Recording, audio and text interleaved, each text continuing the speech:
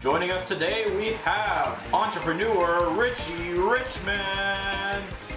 Hi, I'm Richie Richmond, and today we're going to be playing I'm going to ask you a question and you better answer it. Joining us today we have ZacIsToasty.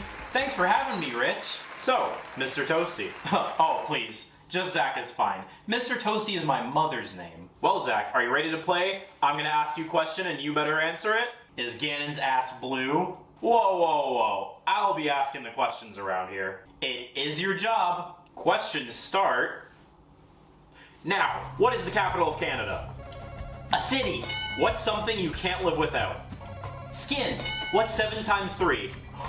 A math question. Who made the song Eleanor Rigby? Not me. Is Zelda 2 a good game?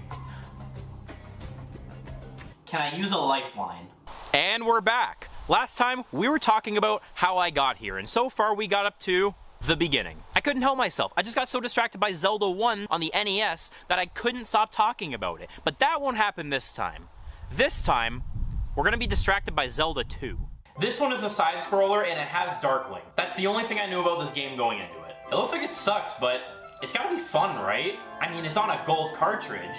So far, every game that's been on a gold cartridge has been good. Mainly because there's only been one game on a gold cartridge. But still, that's 100% success. Well, first, let's talk about the aftermath of the success of Zelda 1 in North America.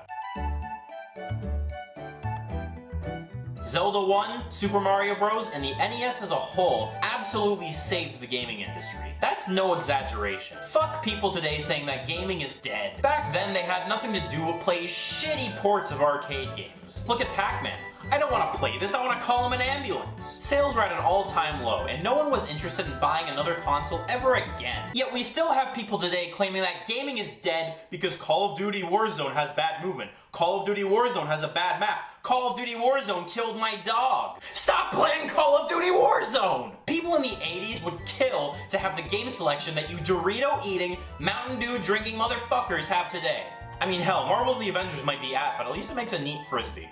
In the 80s, if you didn't like the shitty port of Pac-Man for the Atari, you can always try an even worse port of Mrs. Pac-Man for the Atari.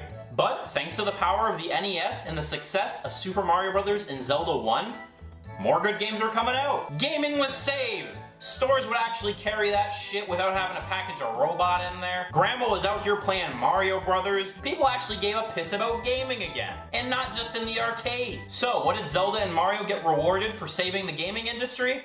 Damnation. Super Mario Bros. In Japan got a sequel titled Super Mario Bros. 2, and it's just Super Mario Bros. 1 with extra levels. This is just DLC at full price for a game! Honestly, gamers have been bitching about the same thing for years. But that wasn't the only thing about Mario 2 to bitch about. The main problem was that it was too damn hard. And while it released no problem in Japan, Nintendo had no faith in us Americans. I mean, fair enough, have you played this game? It later got localized as Super Mario Bros. The Lost Levels, and honestly, I don't blame Nintendo for thinking we would hate this. I hate this game. It's too damn hard for no reason. We eventually did get a Super Mario Bros. 2 in North America. It's where Birdo's from. That says it all. They took a pre-existing game called Doki Doki Panic and gave it a Mario texture pack. Yeah, all of life's problems are really solved when you give Doki Doki Panic a Mario texture pack. So even though Mario saved the gaming industry, its reward was 2 sequels that I will never play again. But Mario wasn't the only success. Zelda 1 was as well, and it also saved the gaming industry just as much. Like I said last week, it was an instant classic. A game like none other. Atari was old news, and the video game crash of the 80s was no more. With Zelda's success, it branched off into other forms of media and merchandise. My favorite moment in the history books was when they made a Legend of Zelda cereal. Take that, Archduke Ferdinand. Nintendo, it's for breakfast now.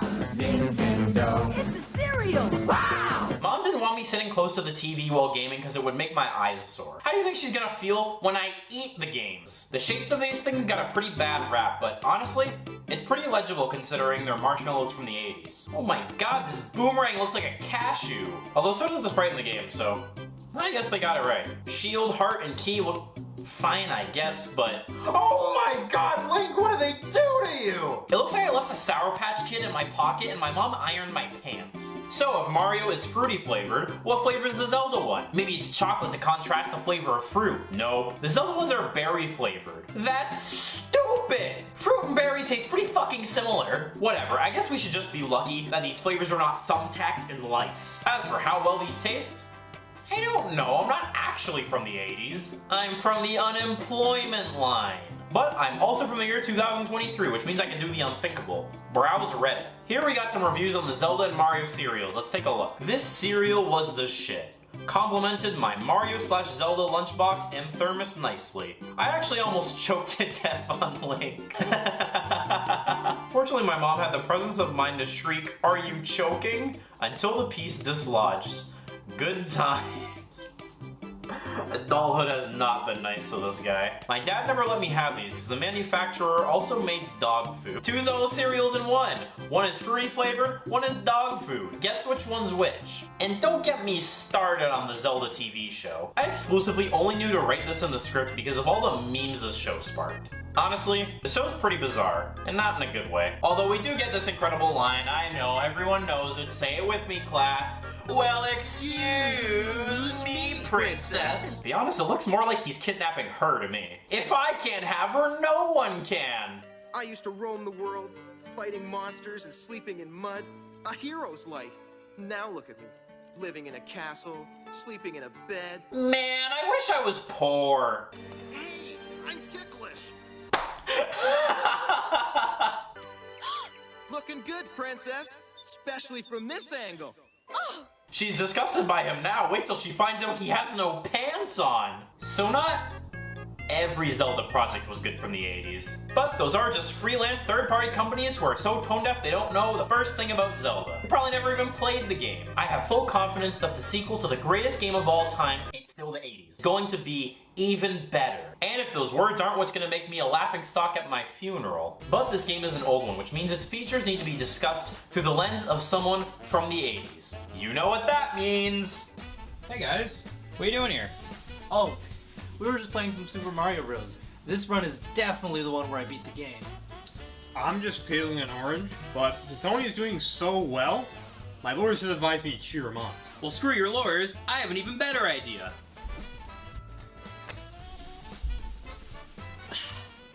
My run! Not to be controversial, that was a dick move. Why don't I do an anti-dick move and tell you we're gonna be playing The Legend of Zelda 2 instead?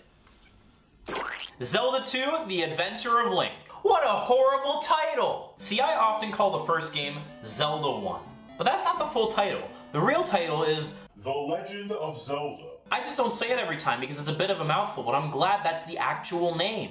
The next game should be called The Legend of Zelda 2 or The Legend of Zelda Link's Adventure, right? Nope! Zelda 2! Link's Adventure! What? This is just stupid! Zelda 2, Link's Adventure, baby! I'm Nintendo and my fans are dumbasses! What if I have an alphabetically sorted NES game collection? Do I put them both in the L section or both in the Z section? Or am I supposed to put one in the L section and one in the Z section? It's like Nintendo doesn't consider us at all! Problem number 2 I can see before even putting it in my NES. It's on the NES! Now, the NES has its fans.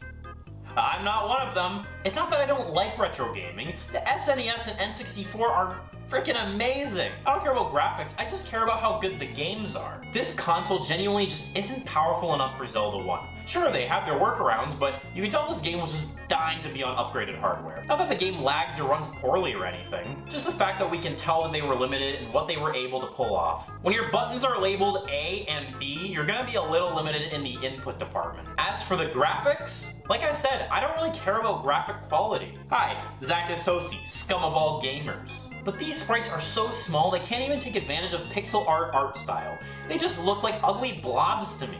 And don't even get me started on the colors. You're telling me this is supposed to be blue? What I'm trying to say here is the sequel of Zelda needed some more time so it could be put onto a better console. So what did they do after they released Zelda 1? They put out a sequel an hour later on the same console. Congratulations, you have twins! Can I send one back? At least we can play the NES top loader so we feel like it's a new console. So if Zelda 2 came out in 1988, when did the top loader release? 1993. Why? Probably so everyone can get their hands on Yoshi's cookie. Well, every adventure is a story, and the story to this adventure is printed on the instruction manual again. Yep, same song and dance. This time it starts with Link coming to Impa because he noticed a strange mark on his hand. And while I'm here, Impa, I got a rash on my ass. ass. Well, I guess Impa knew this had something to do with the sleeping Princess Zelda. Not this Princess Zelda, this Princess Zelda. This one is the Princess Zelda from Zelda 1. This one is the Princess Zelda from Zelda 2. She is her aunt or grandma or uncle or something. Turns out her name is also Zelda, and she has been cursed to sleep forever. Link has to go to the 8 palaces around the map to wake her up. All while Ganon's minions try and kill Link and use his blood to revive Gant. Jeez, what the hell? That's dark. But fuck the manual and fuck the top loader. I'm just gonna pop this game into my original NES and kill some bad guys.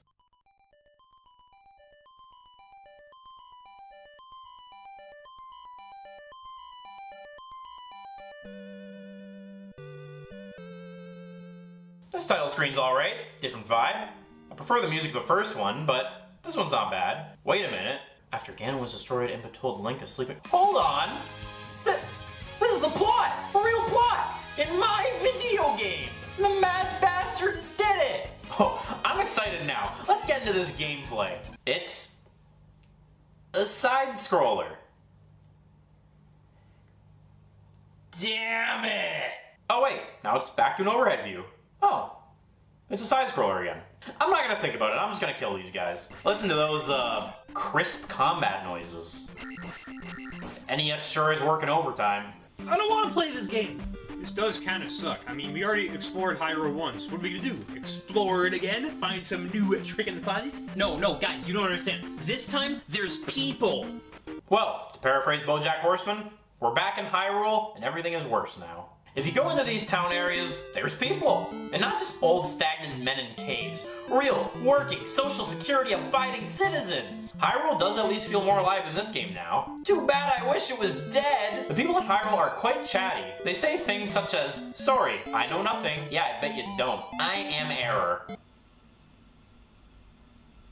He really is error at the end of the day. If you talk to this lady, she'll say she wants to help Link. Follow her into the empty house and she says she'll restore Link's life.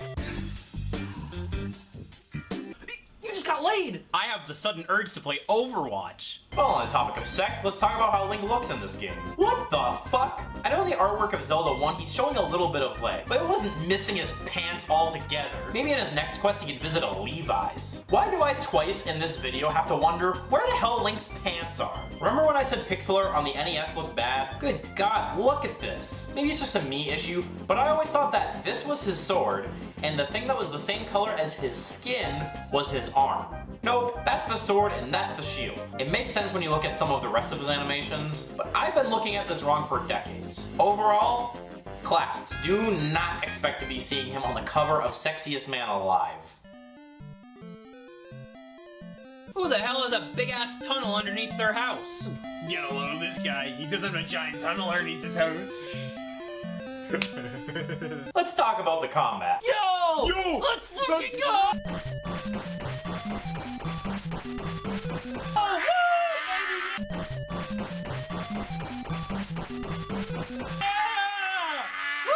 Many say it shouldn't be a side-scroller because that's bad and Zelda should not be a side-scroller.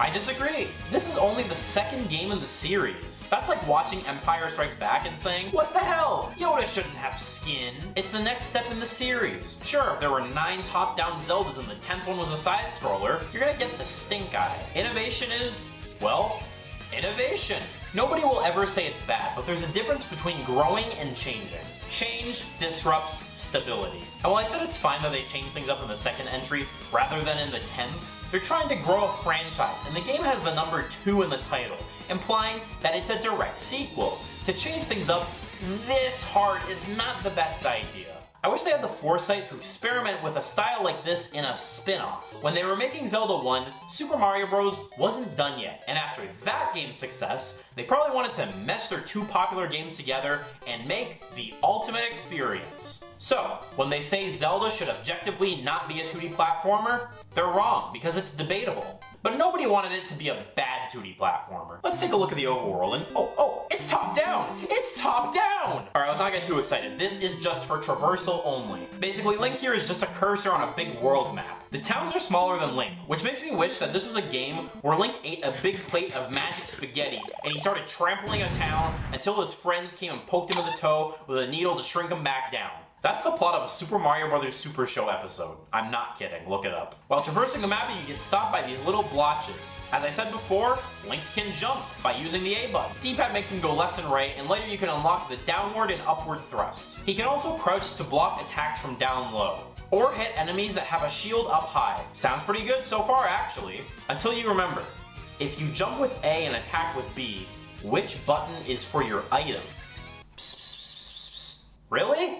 Psst, psst, psst, psst. Are you sure? Psst, psst, psst, psst. Oh, you gotta be fucking kidding me. There are no dungeon items in this game. One of the things I liked about the old game is how items help you both in combat and on your journey. It gives the dungeon identity, and it sets it apart from other games from this era by haltering progression because you lack the items needed to solve the puzzles. It makes it feel more organic. And I bet money that this decision was solely made due to the fact that there's only 2 buttons on the NES controller, and that one of those buttons had to be reserved for his jump. This piece of shit game is now negatively impacted because it had to be a side-scrolling mode. And nobody wanted it to be a side-scrolling mode to begin with! Imagine real life was a side-scrolling mode.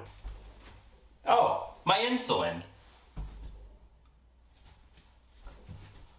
No! By the way, nice neat little touch is that when you lose all your lives, this game has lives? You get to see Ganon come back to life.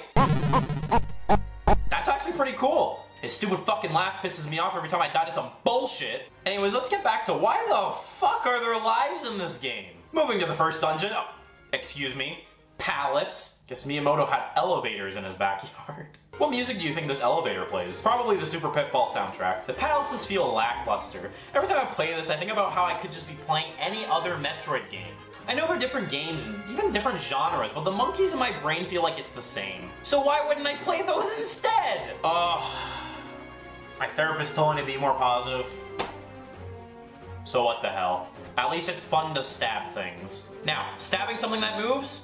That's another story. I don't know, it feels like it's unsafe to engage in combat. Just like in Zelda 1, if you have full hearts, Link's sword shoots out an attack. Unlike Zelda 1, Zelda 2's sword beam is pathetic. Combat early on in the game feels like a pain. Every encounter I take damage, but forget about Link's health. It feels like every enemy I see takes a piece of my soul. Now I know you're probably saying, this is you by the way, games back then required skill, you're just ass. Okay, first of all, shut the fuck up. Second of all, yes, I agree. Challenge is good. There are games today where the whole gimmick is how hard it is, and other games where it's just challenging to the fair amount, and these are great. Zelda 2's combat just feels like it's missing something. It's not challenging because it's hard to master. I feel like I need to master it because the tools I was given just aren't good enough. At the end of each palace, there's a boss. Okay, that's something like in the first game. And hey, I love bosses. Let's see who we have here. Something classic like a Gleeok, something new and exciting.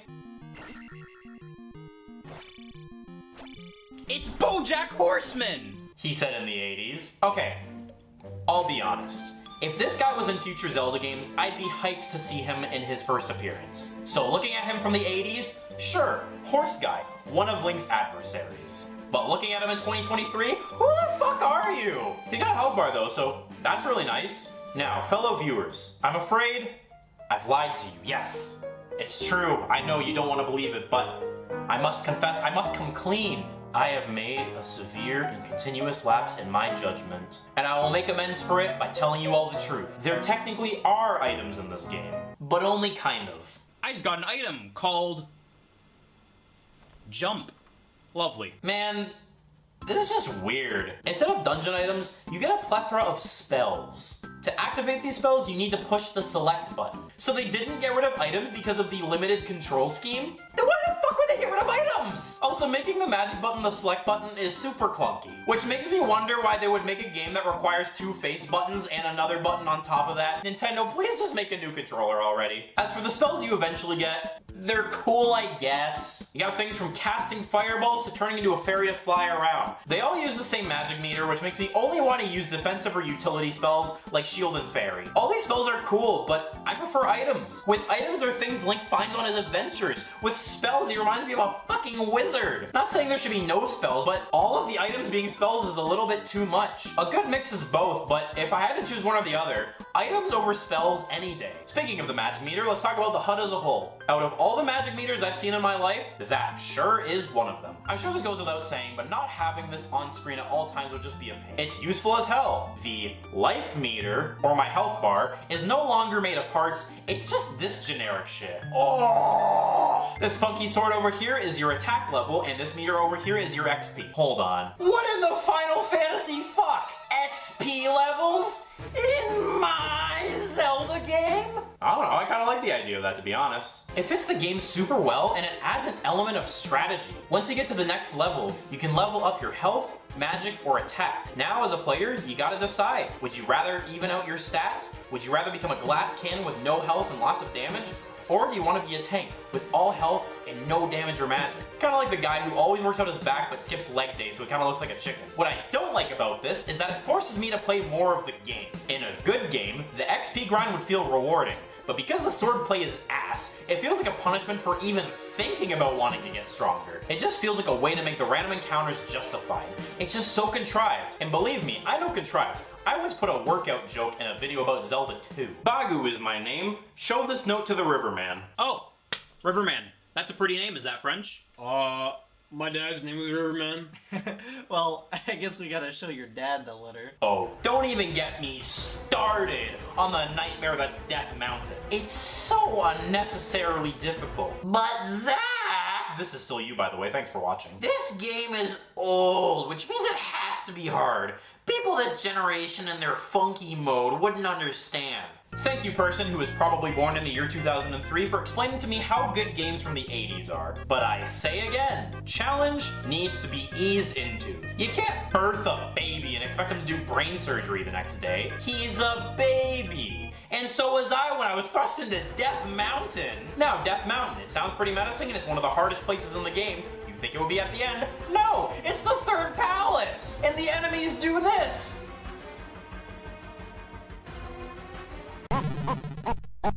Here's a list of things that this is. Too difficult, because no matter what I do, I'm taking damage. Too difficult, because it's the third palace. Too difficult, because I skipped all the random encounters and have no XP. Don't judge me, if you had to sit here and stab a skull 1,000 times, you'd do the same. Too difficult, because the corners of the NES controller hurt my hands. Too difficult, because Mom said it's my turn on the Nintendo, but Cousin John took it and won't give it back. Screw this place, I'm just gonna pretend this game is The Sims and talk to some NPCs. Wait, he's referring to the guy as Error? His name is actually Error? You gotta be kidding me. Well, at least it retained one thing from Zelda 1. Stupid shit. Hey, hold down the L button to drink water. Hold down the Q button and kiss my ass. You can't defeat this boss unless you get a spell from what seems like a side quest. Find this stupid town by using a hammer in the overworld. And my favorite, play the flute in this random area to make this palace appear. What the fuck? Who knew to do this in the 80s? Was this game solely made to sell Nintendo Power magazines? If so, that's actually kind of smart. Game recognizes game. Game also recognizes that this game is shit. Fuck this, man. I'm having no fun. I just keep trying to do shit, I die. I stab this big dildo, I die. I touch this bubble, I die. What the fuck? How does the bubble kill Link? Is he the Wicked Witch of the West or something? It's just so stupid. I just want to stop playing, go on youtube.com, which is definitely around in the 80s, and Google the ending. This game is taking so much energy out of me. You guys hungry? Is Link's ass green? I don't know. Well, that was fast. Pizza time! Hell yeah, it is. I need this so I can get through Zelda 2. Oh, that's why we got you the Zelda 2 special. Spinach with cheese. Holy shit. Dark Link is the final boss? That's pretty cool. I always knew he first appeared in this game, but I never knew he was the final boss. Turns out he's actually really difficult. That's awesome! I know I complained about difficulty earlier, but this is the final boss. He's meant to be hard. And a difficult final boss is a perfect way to end a game in my eyes. And this game hit that nail on the head. Except, of course, unless you know that you could just sit in this corner and stab him repeatedly. Oh, I don't feel so well. Dude, you probably should not have eaten the entire spinach and cheese. Your fat ass is gonna get sick. No, not sick. I feel like I'm changing. Into what? Dark Zac.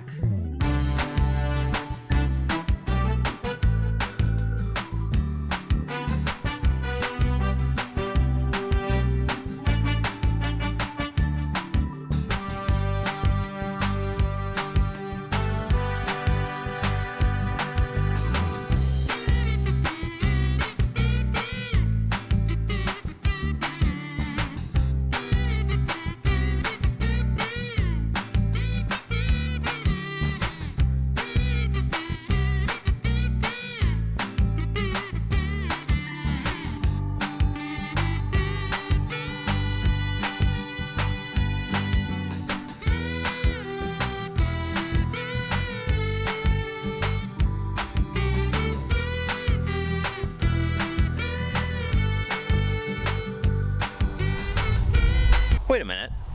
I turned evil, not lobotomized.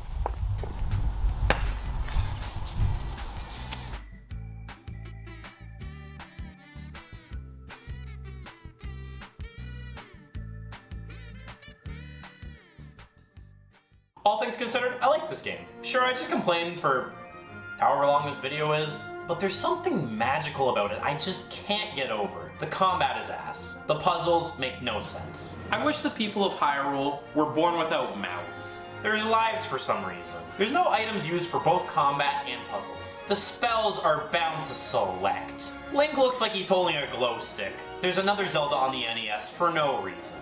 There's no other Zelda game like this for a reason. We never see Ganon outside of this death screen. The final boss can be cheesed so easily. The HUD is ugly. It doesn't use hearts to represent your life anymore. The fairy spell is broken and Link dies to a fucking bubble.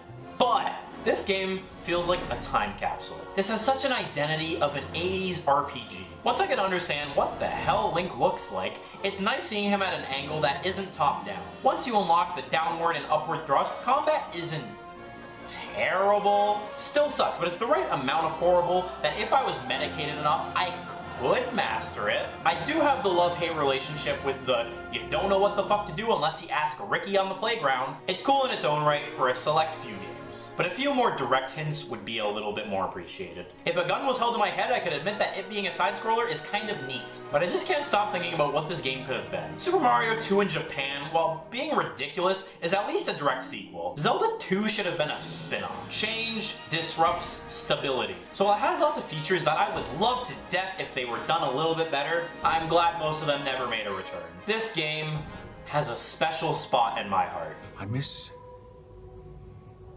the idea of it, but not the truth. This game made me feel how I thought Zelda 1 was going to make me feel. An incredible look into the beginning of Zelda, but a pain to go back to due to dated design and technology. So, I'm going to rank this game where I believe it's fair. I'm going to unfortunately give Zelda 2 The Adventure of Link D tier. Well, you've used the Talk About Zelda for half an hour lifeline. Are you ready to keep playing? Oh, yes! Who is the villain in SpongeBob? A sea creature. What's something you use every day? Hair. Who won the Super Bowl this year? Probably not Goku. And last question to win the $10 trillion prize. Is Zelda 2 a good game? In many ways, yeah. Ooh. So sorry, Zach. The answer we were looking for was not really. But that's okay, you still get the consolation prize. Instead of $10 trillion, you get fucking murdered. And that's how I got here. Fuck! I didn't explain anything this time either. Oh, I just can't help it. I just love talking about Zelda so much that I just can't stop talking about it to continue this story. I mean, you know what else I could talk about? And I don't think we prefer the alternative. So it's settled. For the next few months, I'm gonna be talking about every single Zelda game. Sometimes once a week, sometimes longer than that. But one thing is for sure, we have a lot to cover.